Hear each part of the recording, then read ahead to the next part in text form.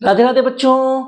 बच्चों, हम लोगों ने क्लास 11th मैथ्स पार्ट 1 का 5th chapter straight line start किया था, जिसपे बच्चों हम लोग इक्वेशन ऑफ लाइन को कैसे अलग अलग तरीके से हम लोग लिख सकते हैं उस पे हम लोग थे। हम लोगों ने सबसे पहले देखा था equation of line parallel to X axis and Y axis होगी तो क्या करना है, ये समझने के बाद हम लोग गए थे स्लोप पॉइंट फॉर्म पे। स्लोप पॉइंट फॉर्म को स्टडी कर लिया, इसके बाद हम पहुंचे थे स्लोप इंटरसेप्ट फॉर्म, और इन भाई साहब को समझने के बाद हम गए थे 2 पॉइंट फॉर्म पे, और हम लोगों ने 2 पॉइंट फॉर्म के कुछ क्वेश्चन स्टार्ट किए थे। आज हम लोग कुछ क्वेश्चंस 2 पॉइंट फॉर्म पे करेंगे जो बचे हुए, उसके बाद हम लोग आगे की मेथड्स की तरफ जाएंगे। ठीक है बच्चों, तो स्टार्ट करते हैं आज का लेक्चर। देखते हैं क्या दे रखा है सब कुछ। बच्चों, क्वेश्चन नंबर 8 में क्या कह रहा है, देखो क्वेश्चन नंबर 8 में कह रहा है if A B and C are vertices of triangle. ठीक है, वो क्या कह रहा है, ए बी और सी एक वर्टाइसेस है, उसके ट्राइंगल है, और ए बी सी तीनों के कोऑर्डिनेट दे रखा है। फिर कह रहा है then find the equations of line containing side B C. फिर कह रहा है median A C, and third वाले में mid point of side A B and B C. तो ये तीन चीज मुझे फाइंड करना है, और उसने सिर्फ ए बी और सी के वर्टाइसेस दिए। तो पहली चीज देखो क्या कह रहा है, find the equation of line containing BC, मतलब जो इक्वेशन ऑफ लाइन जिसके अंदर वो सेगमेंट बीसी आएगा, ठीक है, मुझे उसके कोऑर्डिनेट फाइंड करने। तो फॉर एग्जांपल मैंने मान लिया सपोज ये रही लाइन, ठीक है, और ये लाइन के ऊपर ये कहीं ना कहीं ये सेगमेंट बीसी आ रहा है, और मेरे पास बी और सी दोनों के कोऑर्डिनेट दे रखे हैं। क्या है, एक है 2,0, एक है -1,6। तो मुझे पता है बच्चों कि अगर किसी भी लाइन के ऊपर मेरे पास 2 पॉइंट मिल जाए तो मैं उस लाइन की इक्वेशन लिख सकता हूं। कौन सा फॉर्म था, 2 पॉइंट फॉर्म। तो ये साइड बीसी की इक्वेशन हम लोग आसानी से लिख देंगे। तो ये क्या हो जाएगा, पहला equation of side containing equation of line containing BC is given by 2 point form। अब क्या है बच्चों 2 पॉइंट फॉर्म, फॉर्मूला क्या था, y minus y1 upon y2 minus y1 is equals to x minus x1 upon x2 minus x1। क्या हो जाएगा ये, y minus y1 upon y2 minus y1 is equals to x minus x1 upon x2 minus x1। अब क्या करना है, मुझे x1 y1 x2 y2 की वैल्यूज पुट करनी है। तो ये BC था, मैंने इसको मान लिया x1 y1, इसको मान लिया x2 y2। अब वैल्यूज पुट करना स्टार्ट करो। क्या है, पहला क्या रहा है मेरे पास, y माइनस y1 कितना है 0 divided by y2 minus y1 is 6 minus 0 is equals to x minus x1 कितना है 2 divided bye x2 minus x1। तो ये हो जाएगा -1 -2। तो ये कैसा दिखेगा, y माइनस 0 हो जाएगा y, 6 माइनस 0 इज 6, ये x माइनस 2 -1 -2 हो जाएगा -3। यहाँ वहां भेज दो, तो ये -3 चला गया y के पास, 6 चला गया x माइनस 2 के पास। अब इनको ओपन करो, क्या हो जाएगा -3 इंटू वाई -3y, ये हो जाएगा 6x माइनस 12, -3y को वहां भेज दो, क्या हो जाएगा 6x प्लस 3y माइनस 12 बराबर 0। एक काम करो बच्चों, सबको 3 से डिवाइड करो, तो क्या हो जाएगा, सबको 3 से डिवाइड कर दिया तो ये आ गया मेरे पास 2x, फिर है प्लस 3 2 6, तो 2x हो गया, 3 3 1 तो 5, और 3 4 12, तो ये आ गया -4 बराबर 0। तो बच्चों ये आ गई हमारे पास equation of line containing side BC। पहला वाला पार्ट हमारा खत्म हो गया। अब देखते हैं सेकंड वाले पार्ट में क्या कह रहा है। सेकंड वाले पार्ट में हमसे कह रहा है then find the equation of line containing median AD। अब इसमें कह रहा है कि मुझे उस लाइन की इक्वेशन फाइंड करके दो जो मीडियन AD को कंटेन कर रही है। तो यहाँ पे बच्चों वही काम होगा, AD कहाँ पे दिख रहा है, ये रहा AD। तो कैसा दिखेगा, फिर से मैंने मान लिया कोई लाइन है मेरे पास जिसपे पॉइंट A है और यहाँ पे पॉइंट D है। तो अगर मुझे इस लाइन की इक्वेशन फाइंड करनी है, और अगर मुझे गलती से ये A और D मिल जाए तो फिर से 2 पॉइंट फॉर्म से मेरा काम हो जाएगा। बट यहाँ मेन सवाल ये है कि मेरे पास कोऑर्डिनेट A के तो दे रखे हैं 3,4, बट D का कोऑर्डिनेट ही नहीं है, बराबर है ना। बट मुझे एक बात बोला है, मुझे क्या बोला है, AD इज मीडियन। मुझे बस इतना ही बोल के रखा है कि AD मीडियन है। तो बच्चों अगर AD मीडियन होगी तो ये D क्या हो जाएगा बच्चों, D तो मिड पॉइंट हो जाएगा ना। प्रॉपर्टी होती है ना मीडियन की। मीडियन कब बनती है, जब किसी साइड के मिड पॉइंट को उसके अपोजिट वर्टेक्स से जोड़ देते हैं हम लोग, तो जो सेगमेंट क्रिएट होता है हम लोग उसको मिड पॉइंट बोलते हैं, मीडियन बोलते हैं, बराबर। तो ये D क्या हो जाएगा, D यहाँ पे मिड पॉइंट हो जाएगा BC का। तो यहाँ से मुझे क्या पता चल रहा है, D is mid point of B C. ठीक है, मेरे पास बी के भी कोऑर्डिनेट है, सी के भी है, तो यहाँ पे जो बीच में डी होगा उसके कोऑर्डिनेट मिल जाएंगे। मैंने उसको मान लिया x, y, तो अगर हम लोग इसमें मिड पॉइंट फॉर्मूला अगर यूज कर दें तो डी मिल जाएगा मुझे। तो पहले हम लोग क्या करेंगे, डी के कोऑर्डिनेट फाइंड करेंगे, फिर तो ये लाइन की इक्वेशन मिल जानी है हमने। तो सेकंड वाले में क्या हो जाएगा फिर ये, therefore D is mid point of B C by mid point formula. क्या हो जाएगा, डी के कोऑर्डिनेट इसको हमने मान लिया था x, y, तो ये कैसा दिखेगा, x1 plus x2 upon 2, y1 plus y2 upon 2। इसमें वैल्यूज पुट करना स्टार्ट करो बच्चों। कैसा दिखेगा, वैल्यू पुट कर देंगे तो x1 प्लस x2 कहाँ है, x1 x2, x1 है 2, x2 है -1, तो ये क्या आ रहा है मेरे पास 2 plus -1 upon 2, y1 plus y2 0 plus 6 upon 2, तो ये क्या हो जाएगा dx, y, ये मुझे मिल जाएगा 2 प्लस -1 मतलब 2 - 1 यानी 1, तो ये हो गया 1 अपॉन 2, 6 अपॉन 2 हो जाएगा 3। तो ये क्या हो जाएगा बच्चों, dx, y is equals to 1/2, 3।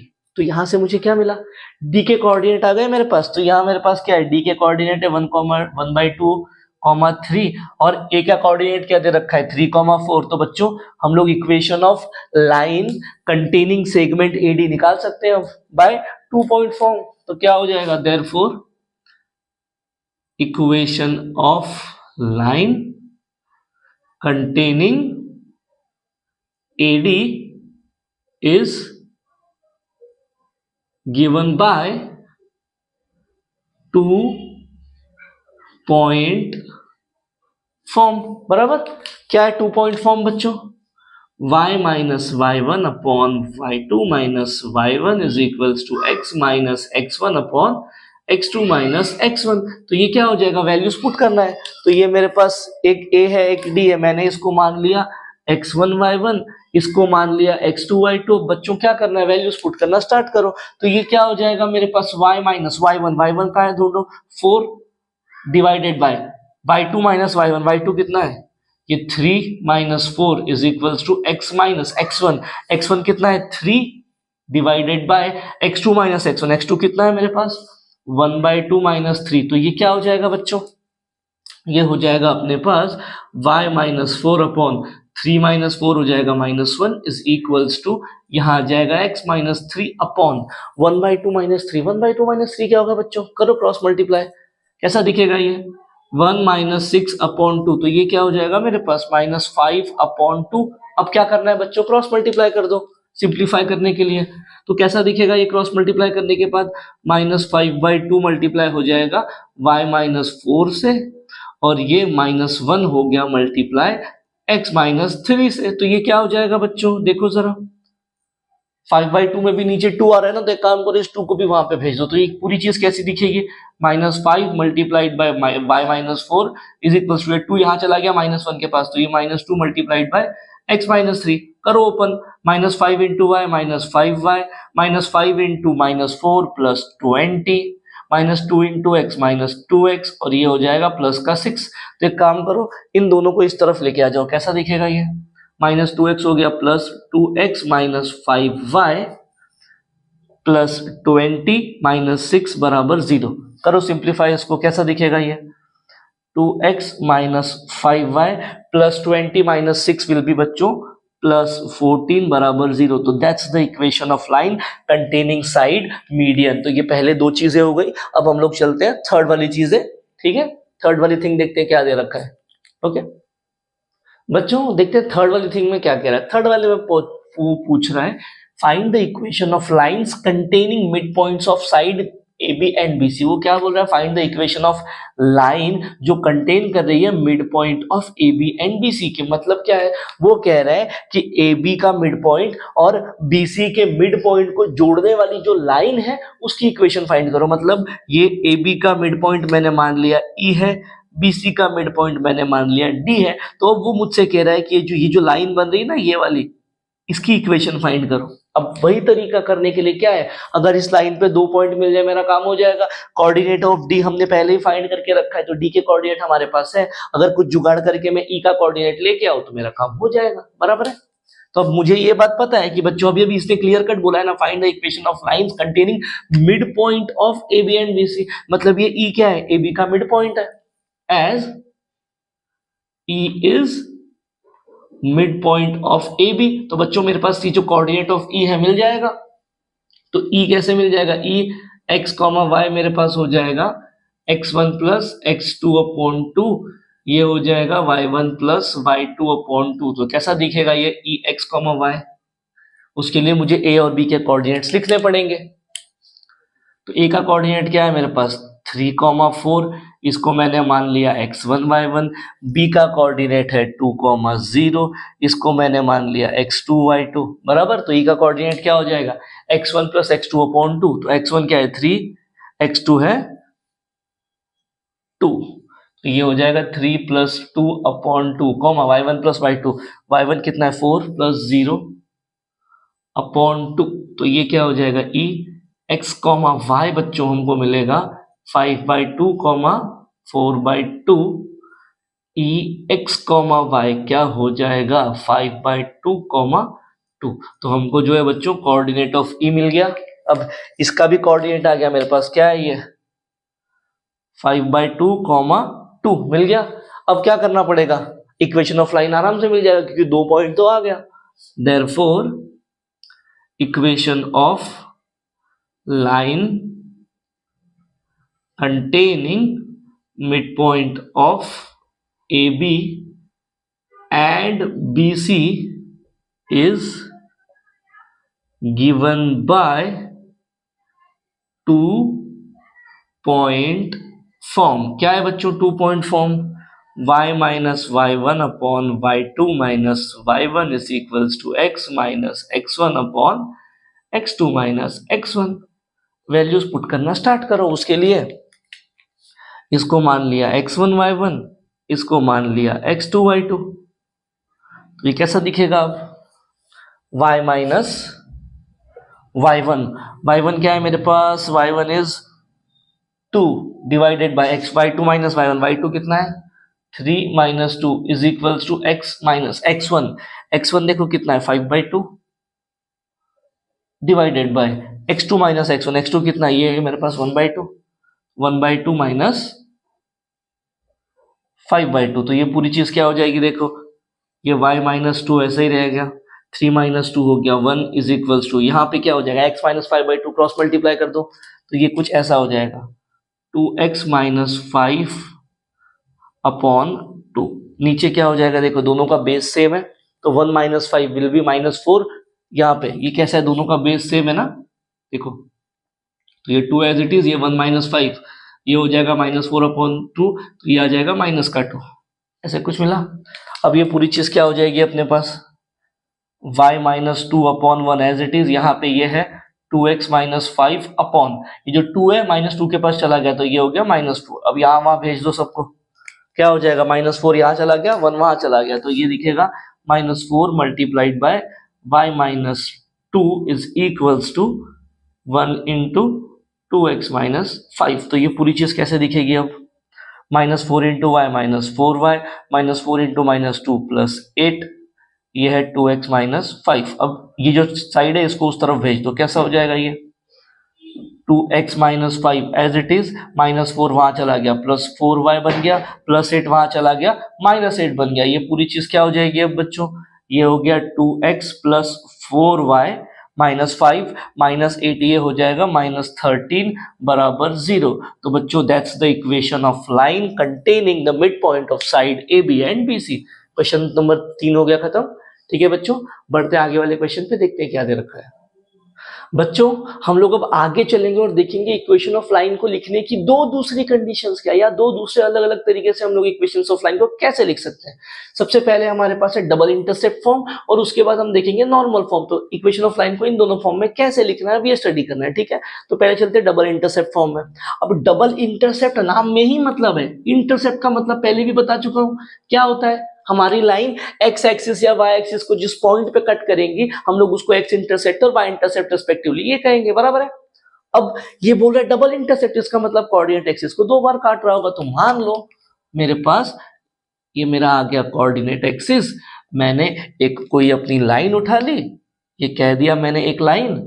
अब ये लाइन मैंने मान लिया एक्स एक्सिस को पॉइंट ए पे कट कर रही है और वाई एक्सिस को पॉइंट बी पे कट कर रही है, तो इस लाइन एल का इक्वेशन क्या हो जाएगा? एक कंडीशन है डबल इंटरसेप्ट फॉर्म में, क्या होगा? हमारी लाइन कोऑर्डिनेट एक्सिस को ऐसे कट कर रही होगी, कोई भी कोऑर्डिनेट में हो सकता है, मैंने फर्स्ट कोऑर्डिनेट का कंडीशन उठाया। तो क्या किया, हमारी लाइन एक्स एक्सिस को पॉइंट ए पे कट कर रही है, वाई एक्सिस को पॉइंट बी पे कट कर रही है, तो उसकी इक्वेशन क्या होगी ये लिखना है, ठीक है। तो कैसे आएगी इक्वेशन, देखो x लिख दो प्लस y बराबर 1 लिख दिया। क्या किया, x प्लस वाई बराबर 1 लिख दिया इक्वेशन लिखने के लिए। अब देखो कि लाइन x एक्सिस को कहां पे कट कर रही है, x एक्सिस को a पे कट कर रही है, तो x के नीचे a को दे दो। फिर देखो लाइन y एक्सिस पे कहां पे कट कर रही है, b पे, तो y के नीचे b दे दो। That's the equation of line in double intercept form. तो आपको क्या करना है, आपको कुछ नहीं करना है, आपको बस वो पॉइंट ढूंढना है जहां पे लाइन कट कर रही है और उस पॉइंट को x और y के नीचे डिवाइड करके इक्वल टू 1 लिख दो, आ गई इक्वेशन, ठीक है बच्चों। तो ये है हमारा डबल इंटरसेप्ट फॉर्म। अब चलते हैं नॉर्मल फॉर्म पे, समझते हैं नॉर्मल फॉर्म कैसा है और क्या है, ठीक है। अब नॉर्मल फॉर्म की बात करें तो इसमें भी कुछ कंडीशन है, वो कंडीशन पहले तो समझाता हूं क्या हो रहा है। ये मैंने बना दिया कोऑर्डिनेट एक्सिस, मान लो मेरे पास फिर से एक कोई लाइन है L, अब मुझे इस लाइन L की इक्वेशन फाइंड करनी है, बराबर। अब नॉर्मल का मतलब क्या होता है, परपेंडिकुलर, ठीक है। तो यहाँ पे हम लोग ऐसा कुछ करने वाले हैं, इसीलिए इसका नाम नॉर्मल फॉर्म है। तो मेरे पास एक लाइन दे रखी है लाइन L और we have to find the equation of this line L। तो अब हम लोग इसकी इक्वेशन निकालने के लिए बच्चों क्या करेंगे, पहला काम हम लोगों का, आज कुछ तूफानी करने का मन कर रहा था, तो हम लोग क्या करेंगे कि ओरिजिन को पकड़ेंगे और ओरिजिन से हमारी लाइन जिसकी हमको इक्वेशन फाइंड करनी है ना, उस पे एक परपेंडिकुलर डाल दो। तो ये रहा ओरिजिन, बराबर, ये रही वो लाइन जिसकी मुझे इक्वेशन फाइंड करनी है। तो मैं क्या कर रहा हूं, ओरिजिन से परपेंडिकुलर डाल रहा हूं उसको, ठीक है। सपोज ये पॉइंट ए है, ये पॉइंट बी है, तो ये परपेंडिकुलर को मैंने नाम दे दिया डी और ये ओरिजिन ओ। तो मैंने क्या किया बच्चों, ओडी परपेंडिकुलर डाल दिया लाइन एल के ऊपर, ये मैंने किया, ठीक है। अब ये जो परपेंडिकुलर डिस्टेंस ये जो भी मिला है उस डिस्टेंस को मैं बोल रहा हूं पी, ठीक है। क्या किया समझ में आया, जिस भी लाइन की इक्वेशन फाइंड करनी है पहले तो उस पर परपेंडिकुलर डालो और उसको नाम दे दिया पी, यानी वो एक डिस्टेंस है, मेरी लाइन का ओरिजिन से डिस्टेंस फाइंड किया मैंने, जिसको मैंने बोल दिया पी। अब ये जो सेगमेंट बनाया ना ओडी, ये भाई साहब का इंक्लिनेशन क्या है वो पता करो। अब इंक्लिनेशन का मतलब क्या है, उस लाइन सेगमेंट का हमारे एक्स एक्सिस से बनने वाला एंगल, इसको मैंने कह दिया अल्फा, ठीक है बच्चों। तो यहाँ पे 2 लोगों की रिक्वायरमेंट है, एक पी की और एक अल्फा की, ठीक है। अब सबसे पहले बच्चों क्या किया हम लोगों ने, सबसे पहले हम लोगों ने क्या किया, हम लोगों ने पहले ओ से परपेंडिकुलर डाला और उसको पी बोल दिया और फिर उसी सेगमेंट का एंगल चेक किया पॉजिटिव डायरेक्शन से। ये दोनों चीजें आ गई मेरे पास और इन्हीं दोनों चीजों से हम लोग इक्वेशन ऑफ लाइन को लिखेंगे। अब आपको क्या ये एग्जाम में बार बार ढूंढना है पी और अल्फा, नहीं, वो चीजें आपको दी जाएंगी, आपको बस इक्वेशन को लिखने का तरीका याद रखना है, ठीक है। ये पी और अल्फा वो क्वेश्चन में आपको प्रोवाइड करेगा, आपको निकालने की जरूरत नहीं है, ठीक है। तो ये इक्वेशन कैसे बनेगी उस पे आते हैं। तो अल्फा क्या है, हमारा एंगल है, तो ये कैसे बन जाएगा, देखो ये बन जाएगा x into cos alpha plus y into sine alpha is equals to P. ये है आपकी equation of line in normal form. तो आपको क्या करना है, x के साथ कॉस एल्फा देना है, जो अल्फा आया है पहले तो आप अल्फा पे कॉस और साइन लगा दोगे, ठीक है, जो भी वैल्यू आएगी निकाल दोगे, फिर x के साथ cos अल्फा मल्टीप्लाई करोगे प्लस y के साथ sin अल्फा की वैल्यू मल्टीप्लाई करोगे, ये सब के सबको बराबर कर दोगे p से, ये जो डिस्टेंस आपके पास दे रखा है वो। So that's the equation of line in normal form, ठीक है बच्चों। तो ये हमारे 2 अगले तरीके थे, देखते हैं इस पे क्या क्या क्वेश्चंस दे रखे हैं। स्टार्ट करते हैं क्वेश्चंस, देखते हैं क्या है बच्चों। देखते हैं क्वेश्चन नंबर 9 में क्या कह रहा है। क्वेश्चन नंबर 9 में कह रहा है बच्चों, find x and y intercept. अब इसमें x और y इंटरसेप्ट फाइंड करना है, ठीक है। तो अब ये जो भी चीजें दे रखी है उनको तो पहले ध्यान से ऑब्जर्व करो। अगर ये पहले वाले को मैं ध्यान से ऑब्जर्व करूं तो अभी अभी हमने देखा है डबल इंटरसेप्ट फॉर्म, ये क्या उसके जैसा दिख रहा है क्या, देखो अब ये डबल इंटरसेप्ट फॉर्म में ए और बी क्या है, x के नीचे जो भी नंबर लिखा है वो x इंटरसेप्ट है, y के नीचे जो भी लिखा है y इंटरसेप्ट है। तो इसको कंपेयर कर दो, क्या हो जाएगा, comparing with x upon A plus Y upon B बराबर 1। तो यहां से बच्चों मुझे a का वैल्यू क्या मिल गया 3, b का वैल्यू मिल गया 2। देयरफॉर x के नीचे वाला x इंटरसेप्ट है, यानी a जो है वो x इंटरसेप्ट है। तो x इंटरसेप्ट क्या मिल गया 3 मिल गया, y के नीचे वाला y इंटरसेप्ट है, तो y इंटरसेप्ट क्या मिल गया 2। क्वेश्चन नंबर 1 हो गया खत्म। देखो सेकंड वाला, सेकंड वाले में क्या दिया है 3x upon 2 plus 2x upon 1। तो अगर बच्चों इसको ऊपर वाले को देख के आप इसके आंसर में कह रहे हो कि x इंटरसेप्ट 2 है, y इंटरसेप्ट 3 है, तो ये बिल्कुल गलत है। क्यों गलत है? पहला काम, इसको मुझे उससे कंपेयर करो। अब जरा ध्यान से देखो इनमें क्या कंपैरिजन है। अगर इन भाई साहब को जो डबल इंटरसेप्ट फॉर्म का एक्चुअल तरीका है उसको देखो तो x के आगे कोई नहीं है, सिर्फ 1 है, y के आगे भी कोई नहीं है, 1 है। यहाँ ऐसा हो रहा है क्या? देखो जरा, यहाँ तो x के आगे 3 है और y के आगे 2 लिखा है। तो पहला काम मुझे क्या करना पड़ेगा? पहला काम मुझे x के नीचे x को जो है अकेला करना पड़ेगा, यहाँ पे y को अकेला करना पड़ेगा। क्यों? क्योंकि वहां पे वो लोग अकेले है ना, उसके बाद हम लोग इंटरसेप्ट बता पाएंगे। तो यहाँ पे क्या करेंगे हम लोग, जो ये वाला है उसमें न्यूमरेटर एंड डिनोमिनेटर को 3 से डिवाइड कर दो। बगल वाले में y को अकेला करना है, मतलब 2 गायब करना है, तो यहाँ पे न्यूमरेटर एंड डिनोमिनेटर को 2 से डिवाइड करो। अब देखो क्या हो रहा है। अब अगर ध्यान से ऑब्जर्व करो तो यहाँ पे 3 से 3, यहाँ 2 से 2 कैंसिल हो गया, ये हो जाएगा x अपॉन 2/3, ये हो जाएगा y upon 3/2 equal to 1। Question हो गया यहाँ पे खत्म। नहीं हुआ अभी तक, क्या करना पड़ेगा, x और y इंटरसेप्ट चाहिए ना, तो यहां से मुझे क्या मिल जाएगा, x इंटरसेप्ट आ गया हमारे पास 2/3 और y इंटरसेप्ट आ गया हमारे पास 3/2। अब हुआ ये क्वेश्चन खत्म। अब थर्ड वाले में देखो भाई साहब, थर्ड तो या तो ना ऐसा दिख रहा है ना ऐसा दिख रहा है, ये तो कुछ अलग ही दे रखा है। तो इसमें x और y इंटरसेप्ट के लिए हम लोग क्या करेंगे बच्चों, इसको पहले इसमें कन्वर्ट करेंगे, इसके जैसा बनाने की कोशिश करेंगे। अब अगर मुझे इसको इसके जैसा बनाना है तो पहला काम देखो, राइट हैंड साइड पे इधर तो 1 है, यहाँ तो 0 है, मतलब इसके राइट हैंड साइड पे मुझे पहले 1 बनाना पड़ेगा, बराबर है। वो कैसे बना रहा हूं वो देखो, ये 2x माइनस 3y, 12 को वहां भेज दिया, -12 हो गया। अब मुझे क्या करना है, यहाँ 1 बनाना है, तो राइट हैंड साइड पे 1 कैसे आएगा, जब मैं इसको -12 से डिवाइड करूंगा तभी 1 आएगा। तो सबको मैंने क्या किया, -12 से डिवाइड कर दिया। अब क्या हो जाएगा, -12 से डिवाइड करने के बाद देखो 1 जा 6 जा, बराबर है। तो ये कैसा दिखेगा अपने पास, x अपॉन -6 माइनस ये 3 1 जा 4 जा, ये क्या हो जाएगा मेरे पास y अपॉन -4, ये हो जाएगा हमारे पास। अब बच्चों जरा ध्यान से ऑब्जर्व करो, अब इसको और इसके बगल में जो लिखा है इसको कंपेयर करो। देखो राइट हैंड साइड पे 1 मिल गया, बिल्कुल मिल गया। मुझे क्या करना था, इन दोनों को सेम सेम करना था, उसके बाद ही हम पैटर्न लिख पाते। अब जब हम लोग सेम सेम करने गए, राइट हैंड साइड तो कर दिया, बट एक और प्रॉब्लम है बीच में, देखो x अपॉन ए वैसे ही दिख रहा है, y अपॉन बी वैसे ही दिख रहा है, बट इधर तो प्लस है इधर माइनस है, मतलब मुझे यहाँ प्लस करना पड़ेगा। अब यहाँ प्लस कैसे होगा, ये जो नीचे वाला -4 है ना, इसको ऊपर भेज दो ना, तो कैसा दिखेगा ये x अपॉन -6, ये वाला माइनस और ये वाला माइनस हो गया, plus y upon 4 is equals to 1। अब आया क्या, ये सेम सेम तरीके से। अब बताओ x और y इंटरसेप्ट क्या हो जाएगा कंपेयर करने के बाद, देयरफॉर a का वैल्यू मुझे मिलेगा 6 और b का वैल्यू मुझे मिलेगा 4, देयरफॉर x इंटरसेप्ट आ गया मेरे पास -6 एंड y इंटरसेप्ट आ गया मेरे पास 4, और क्वेश्चन हो गया खत्म। तो ये था बच्चों क्वेश्चन नंबर 9। बढ़ते हैं हम लोग क्वेश्चन नंबर 10 पे, देखते हैं क्या कह रहा है बच्चों। देखो क्वेश्चन नंबर 10 में क्या कह रहा है, क्वेश्चन नंबर 10 में हमसे कह रहा है find the equation of line containing the point 1, 3 and sum of whose intercept on coordinate axis is 0। अब ये क्वेश्चन पढ़ने के बाद बच्चों पहले तो हमको पता लगाना है कि इसके अंदर कौन सी वाली इक्वेशन बैठेगी, आप इसको किस तरीके से रिप्रेजेंट करोगे। तो भाई एक तो दिमाग चल रहा होगा, सर ने थोड़ी देर पहले डबल इंटरसेप्ट बताया, तो ये उसका इक्वेशन है। अगर एग्जाम में आए तो आपको पहले तो सोचना पड़ेगा कि इसमें बात किसकी कर रही है। तो अगर ध्यान से ऑब्जर्व करोगे तो वो कह रहा है कि लाइन इस पॉइंट को कंटेन कर रही है। फिर आगे वो कह रहा है हमसे कि सम ऑफ हुज इंटरसेप्ट, अब देखो किसकी बात किया, इंटरसेप्ट ऑन कोऑर्डिनेट एक्सिस की। तो भाई इंटरसेप्ट ऑन कोऑर्डिनेट एक्सिस कौन सा इक्वेशन में हो रहा था, तो 2 पॉइंट फॉर्म में, सॉरी 2 पॉइंट फॉर्म बोला, डबल इंटरसेप्ट फॉर्म में ही हो रहा था। तो हम लोग इसको कैसे रिप्रेजेंट करेंगे, पहले तो डबल इंटरसेप्ट फॉर्म में रिप्रेजेंट करेंगे। तो मैंने बोल दिया, क्या बोल दिया, let the equation of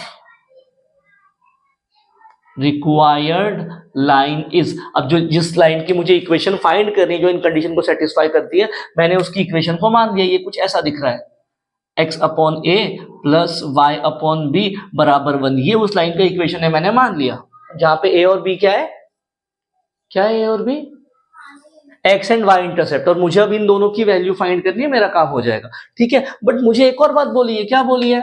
line contains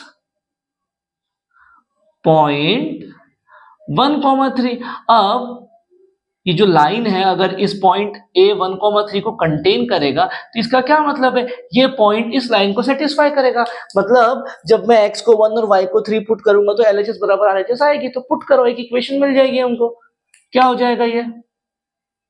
x को 1 और y को 3, तो ये हो जाएगा 1/a plus 3/b is equal to 1। Cross multiply कर दो, ये क्या हो जाएगा? b यहां चला गया, plus 3 into a upon A B is equal to 1। A B को उस तरफ भेज दो, कैसा दिखेगा ये? ये हो जाएगा 3a plus b is equal to a b. ये एक इक्वेशन मिल गई बच्चों हमको, इसको मैंने कह दिया इक्वेशन नंबर 1। अब अपना एम क्या था? अपना एम ये a और b की वैल्यू फाइंड करना था, मुझे इक्वेशन मिल जाएगी। मैंने a और b में एक इक्वेशन निकाल दी। अब मुझे एक और इक्वेशन चाहिए, क्योंकि दो इक्वेशन, दो अननोन है, तो दो इक्वेशन लगेगी सॉल्व करने के लिए। अब वो दूसरी कंडीशन देखो, यहां पे कह रहा है, क्या कह रहा है? Sum of whose intercept on coordinate axis is 0। अब इंटरसेप्ट क्या है? a और b, बराबर। तो बोल रहा है सम, किसके सम की बात करेगा? a और b के सम की बात करेगा। तो क्या कह रहा है? सम ऑफ हुज इंटरसेप्ट का मतलब a प्लस b की वैल्यू वो 0 दिया है, उसने बोला है ना वहां पे उन दोनों का सम 0 है। तो अकॉर्डिंग टू गिवन कंडीशन क्या हो रहा है हमारे पास? According to given condition sum of whose intercept on coordinate axis, इसका मतलब क्या हो जाएगा? x इंटरसेप्ट और y इंटरसेप्ट, इनका सम 0 है। ये एक कंडीशन मिल गई। तो यहां से बच्चों a का वैल्यू मुझे क्या मिल रहा है? माइनस b के बराबर है। चलो भाई साहब, मिल गया। अब इसको उठाओ, इक्वेशन नंबर 1 में पुट कर दो, पुट इन 1। ठीक है, इक्वेशन 1 क्या हो जाएगा? वहां से इधर सॉल्व कर रहा हूं। ठीक है, इक्वेशन 1 क्या हो जाएगा? अब a की वैल्यू को माइनस b, तो जहां जहां पे a दिख रहा है माइनस b पुट कर दो। तो ये क्या हो जाएगा? 3 into minus b plus b is equal to a की वैल्यू है माइनस b इंटू बी। तो ये पूरी चीज क्या हो जाएगी? Minus 3b plus b is equal to minus b का स्क्वायर, बराबर। तो ये कैसा दिखेगा? माइनस बी स्क्वायर को इधर लेके आ जाओ, तो ये हो जाएगा b स्क्वायर माइनस 2b बराबर 0। तो कंडीशन क्या आ रही है मेरे पास? b स्क्वायर माइनस 2b बराबर 0। b स्क्वायर माइनस 2b बराबर 0। अब यहां से क्या करो? b को कॉमन निकाल लो। जैसे b को कॉमन निकाला, ये हो जाएगा b माइनस 2 बराबर 0। तो यहां से मुझे क्या मिल रहा है बच्चों? यहां से मुझे मिल रहा है, क्या मिल रहा है? देखो जरा, क्या आ रहा है? या तो b बराबर 0 और b बराबर +2, मतलब ये कुछ ऐसे, और b माइनस 2 बराबर 0, यानी कि b का वैल्यू आ गया 2। तो मेरे पास b का ये 2 पॉसिबल वैल्यू आ रहा है। अब अगर b का ये 2 पॉसिबल वैल्यू आया तो मुझे क्या करना पड़ेगा? क्या करना पड़ेगा?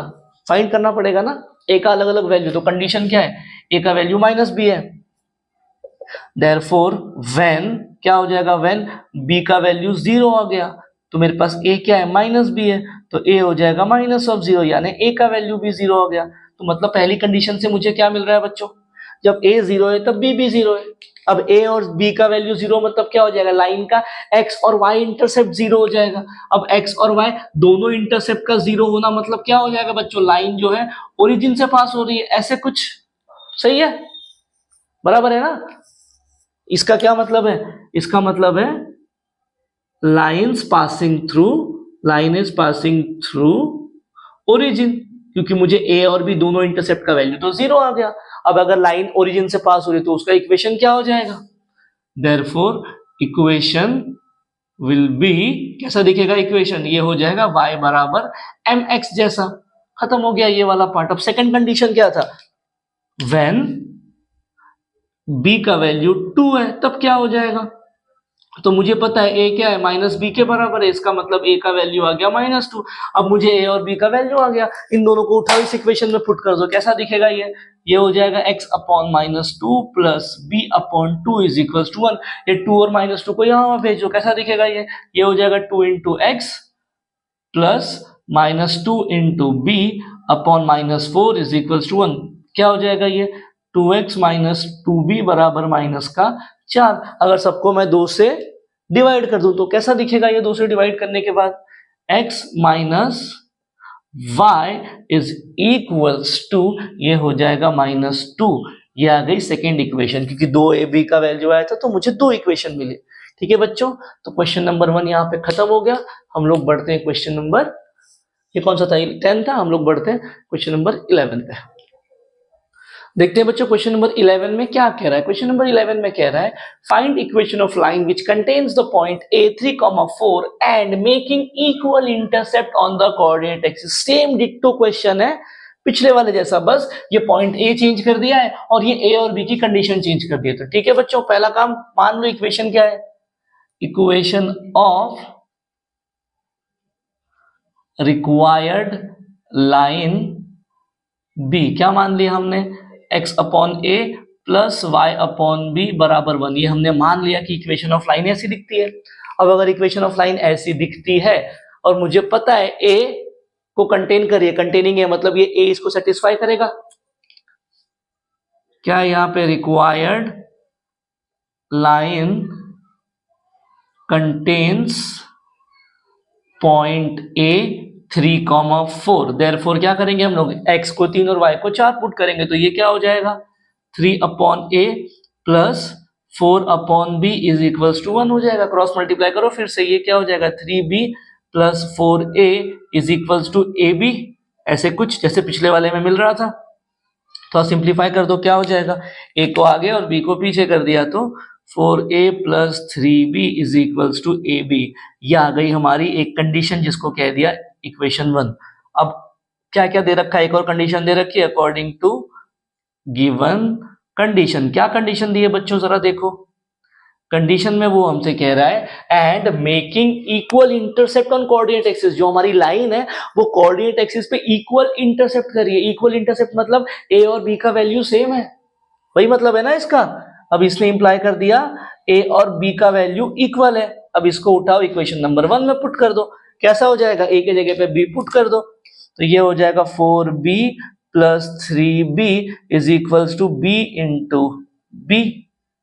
तो कैसा दिखेगा बच्चों, ये हो जाएगा 7b plus 3b plus 4b हो जाएगा 7b is equals to b square. 7b को वहां भेज दो, b स्क्वायर माइनस 7b बराबर 0, b कॉमन आ गया तो ये b माइनस 7 बराबर 0। यहां से क्या आ रहा है, या तो b का वैल्यू 0 और b का वैल्यू 7, तो b का 2 पॉसिबल वैल्यू आया। तो क्या हो जाएगा पहला कंडीशन, व्हेन b 0 तब a का भी वैल्यू क्या होगा, 0 हो जाएगा। क्यों, क्योंकि a और b का वैल्यू तो इक्वल है। अब अगर इंटरसेप्ट मेरे 0,0 आ गए तो मुझे फिर से पता है मेरी लाइन कहां से पास होगी, मेरी लाइन ओरिजिन से पास होगी। इसका मतलब equation of required line is कितना है, equation of required line y is equals to mx जैसा हो जाएगा। चलो ये तो खत्म हो गया। अब आगे क्या है मेरे पास, b का वैल्यू 7 है, तो क्या हो जाएगा व्हेन b का वैल्यू 7, तो a भी कितना हो जाएगा बच्चों 7 होगा। क्यों, क्योंकि a और b का वैल्यू तो सेम सेम दे रखा है। तो क्या हो जाएगा, जैसे मुझे पता चला a और b का वैल्यू 7 है, यहाँ पे पुट कर दो। इक्वेशन क्या हो जाएगा, x upon 7 plus y upon 7 is equal to 1। सबको 7 से मल्टीप्लाई कर दो, तो 7 into x upon 7 plus 7 into y upon 7 is equal to 7। तो ये क्या हो जाएगा, 7 कैंसल, तो x plus y is equal to 7। That's the equation of required line. तो ये आ गई हमारे पास दो कंडीशन के लिए दो इक्वेशन। ठीक है बच्चों, तो ये था हमारा क्वेश्चन नंबर 11। बच्चों देखते हैं क्वेश्चन नंबर 12 में क्या कह रहा है। क्वेश्चन नंबर 12 में कह रहा है find the equation of altitudes of a triangle whose vertices are. अब मेरे पास एक ट्रायंगल है जिसकी तीनों vertices A B and C की इंफॉर्मेशन मेरे पास दे रखी है और मुझे कह रहा है आप इनके अल्टीट्यूड की इक्वेशन फाइंड करो। तो बच्चों पहली बात तो अल्टीट्यूड का मतलब क्या होता है वो समझते हैं। अगर मैंने बोला मेरे पास कोई रैंडम ट्रायंगल है पी क्यू आर, ठीक है, तो मैंने क्या किया, एक वर्टाइसेस पकड़ा और उस वर्टाइसेस से उसके अपोजिट साइड में एक परपेंडिकुलर डाला। जो परपेंडिकुलर बनेगा ना वो हो जाएगा अल्टीट्यूड। तो यहाँ पे पीएम अल्टीट्यूड है, बराबर। तो अपने ओरिजिनल डायग्राम में क्या ए बी सी ट्रायंगल है, तो फिर सारे वर्टेक्स से हम लोग ने उसके अपोजिट साइड पे परपेंडिकुलर डाला। तो एक अल्टीट्यूड है एडी, फिर है बीई और फिर है सीएफ। तो मुझे ये ए बी बीई और सीएफ की इक्वेशन फाइंड करनी है, ठीक है बच्चों। तो ये हमारा क्वेश्चन कह रहा है। अब ये इक्वेशन फाइंड कैसे करेंगे, तो हमको क्या करना है, एक एक अल्टीट्यूड को पकड़ना है और उसकी इक्वेशन फाइंड करनी है। तो अगर मैं पहले बात कर रहा हूं अल्टीट्यूड एडी की, तो ध्यान से देखना, इसी डायग्राम में से मैं केस 1 करके एक डायग्राम बाहर निकाल रहा हूं। केस 1 क्या है, फॉर अल्टीट्यूड एडी। पहले तो इसको समझते हैं यहाँ पे क्या हो रहा है। अब अगर ये अल्टीट्यूड को मैं बाहर निकालूं तो ये जो अल्टीट्यूड एडी है बच्चों, ये किस पे परपेंडिकुलर है, बी सी पे परपेंडिकुलर है, दिख रहा है क्या आपको, ठीक है। अब मुझे ये जो एडी है इसकी इक्वेशन फाइंड करनी है, ठीक है। कैसे निकलेगी, तरीके अपने पास 4-5 है। क्या तरीका है, एक तो स्लोप इंटरसेप्ट फॉर्म, ठीक है। स्लोप इंटरसेप्ट फॉर्म मतलब एक स्लोप मिल जाए और इंटरसेप्ट मिल जाए, काम हो जाएगा। या तो फिर स्लोप पॉइंट फॉर्म, लाइन पे एक पॉइंट मिल जाए, स्लोप मिल जाए, काम हो जाएगा। 2 पॉइंट फॉर्म या फिर डबल इंटरसेप्ट फॉर्म या नॉर्मल फॉर्म, यही सब तरीका है। अब हम लोग करेंगे क्या, ये सबको हम लोग बच्चों स्लोप पॉइंट फॉर्म से फाइंड करेंगे। अब स्लोप पॉइंट फॉर्म से कैसे आएगा वो देखना। मुझे बच्चों एडी की इक्वेशन फाइंड करनी है, तो स्लोप पॉइंट फॉर्म में क्या होता है, लाइन पे एक पॉइंट मिल जाए। तो देखो बच्चों एक एक कोऑर्डिनेट तो दे रखे हैं ना मेरे पास, तो मतलब लाइन पे एक पॉइंट मिल गया मुझे। अब अगर मुझे एडी की स्लोप मिल जाएगी मेरा काम हो जाएगा। अब एक और बात समझो, ये जो एडी है बीसी पे परपेंडिकुलर है, मतलब ये लाइन बीसी है, ये लाइन एडी है, ये दोनों परपेंडिकुलर है। तो मुझे पता है इनके स्लोप का रिश्ता क्या है, इन दोनों का स्लोप एक दूसरे का -1 हो जाएगा मल्टीप्लाई करेंगे। तो अगर मैं बीसी का स्लोप निकाल दूं तो बच्चों मुझे एडी का स्लोप मिल जाएगा क्या, बराबर है। तो हम लोग क्या करेंगे, पहले स्लोप ऑफ बीसी फाइंड करेंगे और जैसे ये मिल जाएगा उसको उल्टा करके माइनस लगा देंगे तो एडी का स्लोप मिल जाएगा। और जैसे ही मुझे एडी का स्लोप मिला तो एडी का स्लोप मेरे पास है, एडी पे एक पॉइंट मेरे पास है, तो उसकी इक्वेशन भी आ जाएगी। सेम काम तीनों अल्टीट्यूड के लिए करना है। तो पहला काम क्या करेंगे, पहले तो हम लोग फाइंड करेंगे स्लोप ऑफ बी सी। क्या है मेरे पास, y2 minus y1 upon x2 minus x1। तो क्या हो जाएगा, c है मेरे पास -4 -3, इसको कह दिया x2 y2। फिर है मेरे पास b जो है 6, -1, इसको कह दिया x1 y1। बच्चों वैल्यूज पुट करो, y2 माइनस y1, y2 कितना है मेरे पास -3, माइनस y1, y1 कितना है -1 डिवाइडेड बाय x2, x2 कितना है, x2 है -4 माइनस x1, x1 दे रखा है 6। सिंप्लीफाई करो इनको, देखो क्या आ रहा है ये। तो ये क्या हो जाएगा मेरे पास, देयरफॉर स्लोप ऑफ BC, ये क्या हो जाएगा, y2 माइनस y1 -3, ये माइनस माइनस प्लस हो जाएगा, तो -3 + 1 डिवाइडेड बाय -4 -6 हो जाएगा -10। तो ये क्या मिल रहा है, -2 अपॉन -10, तो ये आ गया 1/5। ठीक है बच्चों, स्लोप ऑफ BC मेरे पास आ गया 1/5। अब मुझे पता है स्लोप ऑफ AD कैसे मिलेगा। कंडीशन क्या थी बच्चों, m1 इंटू m2 का वैल्यू क्या था -1 था, बराबर। अब मान लो ये मेरे पास m1 है, m1 का वैल्यू 1/5 है, तो m2 कैसे निकलेगा, यानी दूसरी लाइन का स्लोप कैसे हो जाएगा, m2 = 5 को उधर भेज दो, -5 बन जाएगा क्या। ठीक है, अब ये लिखना कैसे उस पे आता हूं। तो यहां से मुझे क्या मिल जाएगा, देयरफॉर बच्चों स्लोप ऑफ AD क्या हो जाएगा, स्लोप ऑफ AD ये हो जाएगा, ये 1/5 है, उल्टा करो क्या हो जाएगा 5, ठीक है, और फिर माइनस लगा दो, तो ये आ गया हमारे पास बच्चों स्लोप ऑफ AD। तो बच्चों स्लोप ऑफ AD मेरे पास मिल गया। अब मुझे AD की इक्वेशन फाइंड करनी थी। मेरे पास AD के ऊपर एक पॉइंट है, AD का स्लोप मेरे पास है, तो क्या बच्चों स्लोप पॉइंट फॉर्म से AD की इक्वेशन आ जाएगी। Therefore equation of altitude by slope point form क्या है बच्चों, slope point form y minus y1 = m × x minus x1, यही है ना बच्चों। वैल्यूज पुट करो अब, y माइनस वाई वन, अब उसके लिए x1 y1 चाहिए, तो इसको मैंने मान लिया x1 y1, तो क्या हो जाएगा y माइनस y1 कितना है 5 इज इक्वल टू m का वैल्यू है -5 इंटू x माइनस x1 कितना है 2, करो सिंप्लीफाई, क्या हो जाएगा ये y minus 5 is equal to -5x plus 10, इन दोनों को यहाँ लेके आ जाओ तो क्या हो जाएगा plus 5x plus y minus 5 minus 10 बराबर 0, तो ये हो जाएगा 5x प्लस वाई माइनस 15 बराबर 0। तो बच्चों that's the equation of altitude AD। यहाँ पे पहला वाला पार्ट हो गया खत्म। अब हमको क्या करना है आगे, जैसे ही अल्टीट्यूड AD निकल गया, सेम तरीके से अल्टीट्यूड अब किसके पास जाना है, हम लोग AC के पास चलते हैं। अब अगर मैं बच्चों AC को ध्यान से ऑब्जर्व करूं तो AC का डायग्राम कैसे बन रहा है, यहाँ पे A है, यहाँ पे C है, और ये पॉइंट B से हमने परपेंडिकुलर डाला है, बराबर। और ये जो B है, B के कोऑर्डिनेट हमारे पास दे रखे हैं, कितने हैं 6, -1। तो पहला काम क्या करेंगे हम लोग, वही AC का स्लोप निकालेंगे। जैसे ही AC का स्लोप मिल गया, उल्टा करके माइनस लगा दिया, तो ये जो BE है इसका स्लोप मिल जाएगा, और फिर स्लोप पॉइंट फॉर्म से इक्वेशन आ जाएगी। तो पहला काम। अब यहाँ पे सेकेंड केस नंबर 2, जिसमें हम लोग BE की इक्वेशन फाइंड करेंगे। तो पहला स्लोप ऑफ AC क्या है formula, y2 minus y1 upon x2 minus x1। उसके लिए A और C के कोऑर्डिनेट्स क्या है, A के कोऑर्डिनेट 2,5, इसको कह दिया x1 y1, ये है मेरे पास -4 -3, इसको कह दिया x2 y2। वैल्यूज पुट करना स्टार्ट करो। y2 माइनस y1 क्या हो जाएगा, y2 minus y1 -3 minus y1 is 5 divided by x2 कितना है -4 minus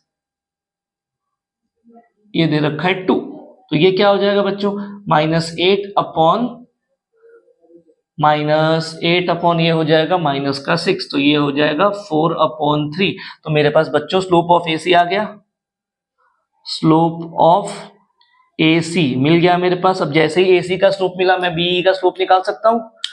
therefore slope of BE कैसे मिलेगा, AC के स्लोप को उल्टा करो, कर दिया, उसके बाद माइनस लगा दो, तो ये मेरे पास स्लोप ऑफ BE आ गया। अब जैसे ही स्लोप ऑफ BE मिला, हम लोग क्या करेंगे बच्चों, स्लोप आ गया BE के ऊपर पॉइंट, तो इक्वेशन आ जाएगी। Therefore equation of BE by slope point form क्या हो जाएगा, y minus y1 is equals to m into x minus x1। Values put करना स्टार्ट करो, तो इसको मैंने मान लिया x1 y1, वैल्यूज पुट करो y माइनस y1, तो y माइनस y1 क्या है, y1 is -1 is equals to m का वैल्यू कितना है बच्चों -3/4 इंटू x माइनस x1, कितना है x1 6, ये कुछ तो मिल रहा है हमको। क्या हो जाएगा, ये 4 को इधर भेजो, -3 को अंदर मल्टीप्लाई कर दो, तो ये हो जाएगा 4 इंटू y, ये देखो माइनस माइनस प्लस हो जाएगा 1, ये हो जाएगा -3 इंटू x माइनस 6, करो मल्टीप्लाई, तो ये हो जाएगा 4y plus 4 is equals to -3x plus 18। इन दोनों को इस तरफ लेके आ जाओ, तो ये हो जाएगा 3x plus 4y plus 4 minus 18 बराबर 0, तो ये हो गया 3x प्लस 4y माइनस 14 बराबर 0। तो बच्चों that's the equation of altitude BE। Question number 12 का जो सेकेंड मीडियन था हमने निकाला। थर्ड वाले में क्या है बच्चों, थर्ड वाला फिगर कैसा क्रिएट होगा, ये हमारे पास यहाँ पे A है, यहाँ पे B है, और इस पे सामने C से हम लोगों ने अल्टीट्यूड डाला है। तो पहला काम आप क्या करोगे, इसके अंदर भी पहले AB का स्लोप निकालोगे, AB के स्लोप को उल्टा करके माइनस लगाया तो CF का स्लोप मिल जाएगा। अब जैसे ही आपको CF का स्लोप मिला, तो CF का स्लोप है और CA पे एक पॉइंट C जिसके कोऑर्डिनेट आपको पता है, तो स्लोप पॉइंट फॉर्म से ये आप खुद करोगे, ठीक है। मैंने दो जैसे बताया वैसे ही थर्ड वाला भी करना है, ठीक है बच्चों। तो ये था हमारा क्वेश्चन नंबर 12। तो बच्चों नेक्स्ट पार्ट में हम लोग आगे वाले क्वेश्चन करेंगे, मिलेंगे नेक्स्ट पार्ट में, तब तक के लिए जय श्री राम।